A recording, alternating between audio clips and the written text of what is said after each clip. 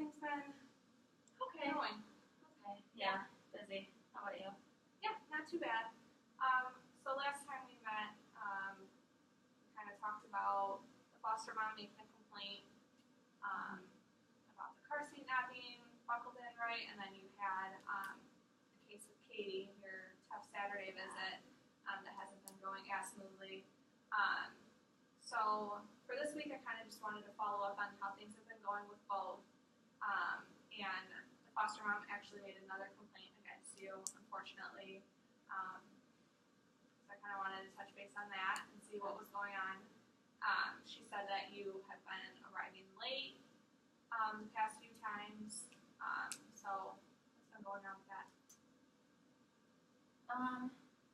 Yeah, I didn't know that she complained again, but the kids getting out of school has been running a little behind. I don't really know what's been the issue with that, but they've been like getting out of school and in my car, and then driving up the belt line has been crazy some of these past few weeks with traffic. So we've been late, and she hasn't said anything to me. I don't know why she didn't come to me instead of coming to you. I mean, I know it's not your fault. It just is frustrating that she's not telling me that. I mean, it's been really short, like 5 or 7 minutes tops that I've been late. So I didn't think I needed a call or anything because it wasn't like I wasn't going to get there. Mm-hmm. Well, I can tell that this is kind of upsetting to you, and I know last week you seemed pretty frustrated with the first complaint. So you said the belt line and construction has been kind of crazy. Yeah, and school, I don't know why it's taking longer than usual, but I feel like that has been, the parking lot's been crazy. So both of those things kind of combined. Yeah. Well, as Casey, it's like a huge part of our job is transporting and getting our kids to the agency on time for their visits, and we really need to be on time because when we run behind on one visit, it causes our next visit to be behind, so we're just behind the whole entire day, Right. Which can make things kind of crazy and hectic. So just running late really isn't a great thing because it just backs up everyone. So just making sure that you are on time, and with construction, maybe we can kind of see where that's at to make sure that we're adding enough time or leaving early enough to make sure that we are on time.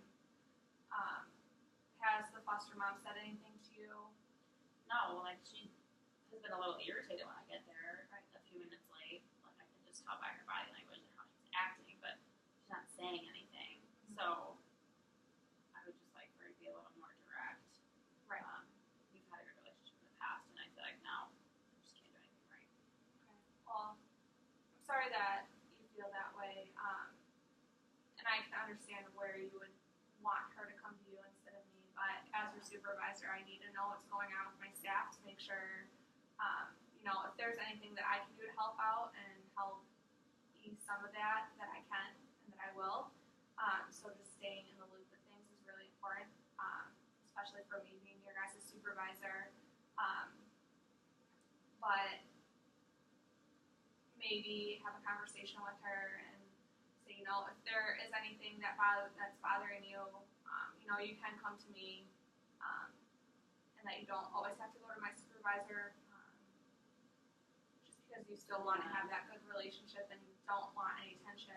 Right. But like I said, I still need to know what's going on, so that if I need to intervene in any way that I can. But yeah, like if you are running behind, maybe send out a text to the other staff, see if they can help you out, or just things like that, just to make sure that we are on time, because that is a huge part of our job. Yeah. And if anything were to come up in the future, maybe figuring out a different plan or taking the necessary steps, maybe like a warning or things like that on my part as your supervisor, just to make sure that things are getting done the way that they're supposed to be done. You are a great staff member, so I don't foresee that happening, but I hate getting these complaints. It's not fun, but I know that there are things that we can do to make things better. So, Okay. anything else you wanted to touch on? No, I'm glad you don't mind me saying something to her because I just want to make sure she knows that she can come to me. Right. You know, I get that you have to be in the loop too, so that doesn't bother me. It's just I wish that she would also be letting me know. Right. So I can ask her like, hey, is there construction today? Or like we can be communicating about it a little bit better. Right. So Okay. otherwise sounds good. Awesome. And then how have things been going with Katie? Katie.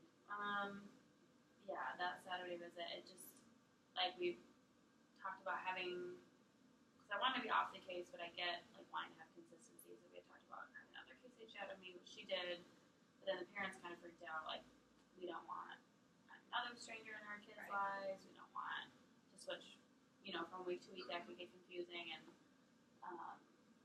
yeah, the case aide seemed open to helping out with it, but the family really wasn't supportive. So I don't know how much say they get in that. Like I get where they're coming from, but you know it's been really tough, especially on weekends. So Katie's still throwing things and really upset in the car after visit. It has not been an easy transition. So still struggling. Yeah. Well, it like frustrates me hearing that. You know, she's still giving you a hard time, especially on the weekends. You know, I would hate for your weekend to start off stressful, and that's the last thing you need to be worrying about. So maybe I can call her therapist to see if there's anything that she's noticed that's worked for her, and any suggestions that maybe make the transition a little easier. I mean, the parents don't have 100% say in who does the visits, but I mean, I can understand where they're coming from, given the situation and how, like, the importance of consistency and making sure that people aren't going in and out of the kids' lives. So I can talk with the therapist, and then maybe just making sure nothing's around her that she can throw, just keep everyone safe. And then maybe even try, like, coming up with a game to see, you know, if she can get in her car seat fast enough, and then if she does, give her a reward. Just making that ending fun instead of something that she dreads and that she kind of thinks of as sad. Just making it fun and happy for her in any way possible. Do you think that's something that would work? Yeah, we haven't really tried. I mean, I've tried like games and singing and stuff, but the reward might be good as far as like just getting her buckled in. Because that's, I mean, half the struggle is just getting her in the seat. Right. So that could work. And it's been hard to like keep the back seat like free of stuff for her to get. So maybe even incorporating like the kids like throwing all the stuff in like a bin that's out of her reach.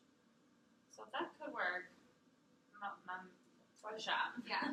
No, I just want to make sure that everything goes smoothly and that your weekend doesn't start out stressful, because I wouldn't want my weekend to start out crazy like that. Yeah.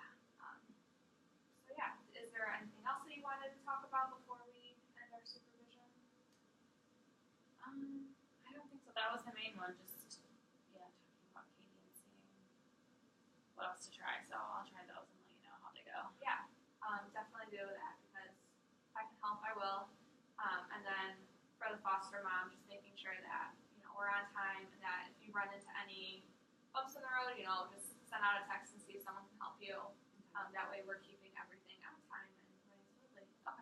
Sound good? Makes sense. Thank you. Yeah.